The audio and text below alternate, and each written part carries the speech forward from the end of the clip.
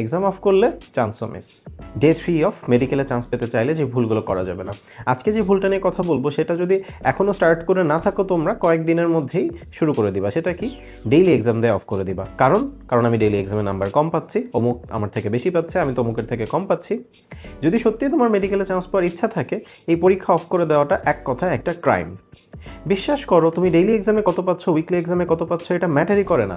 কদিন পরে কেউ জানতে চাবে না তোমার এইসব পরীক্ষার নাম্বার কত ছিল। যেটা অ্যাকচুয়ালি ম্যাটার করবে সেটা হচ্ছে তুমি আসল পরীক্ষায় কত পেয়েছিলে, আসল পরীক্ষায় চান্স পেয়েছিলে কিনা। এবং আসল পরীক্ষায় চান্স পেতে চাইলে, ভালো নাম্বার পেতে চাইলে এই পরীক্ষাগুলো তোমার দিতেই হবে। কারণ কি?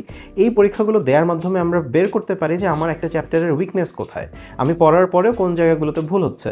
যখন তুমি ভুল জায়গাগুলো শিখে ফেলবা টপিক সহ, তাহলেই তো তোমার কাজ হয়ে গেল। যেগুলো তুমি পেরেছো ওগুলো তো পারোই, যেগুলো পারো না, ভুল হয়েছে, সেগুলো শিখে ফেললা, ডান, একটা চ্যাপ্টারে সব কিছুই পড়া হয়ে গেল। এটা না করে যদি আমি নাম্বার কম পাচ্ছি এটা দেখে পরীক্ষা দেওয়া অফ করে দিই, লাভ কী হলো? এক নাম্বারও বাড়বে? কোনো নাম্বার বাড়বে না। দিন শেষে আসল পরীক্ষাতে ওই কম নাম্বারই থেকে যাবে। এখানেও যেমন নাম্বার কম, ওখানেও নাম্বার কম, রেজাল্ট কি? চান্স হবে না। তাহলে কি করতে হবে? এই পরীক্ষাগুলো দিয়ে কম পাই, সমস্যা নাই। আমি যদি 20ও পাই, 20 না 50-এর ধরো ডেইলি এক্সামে 15 পাচ্ছ, সো হোয়াট? তুমি এই 15টা টপিক পারো বলেই তো 15 নাম্বার পেয়েছো।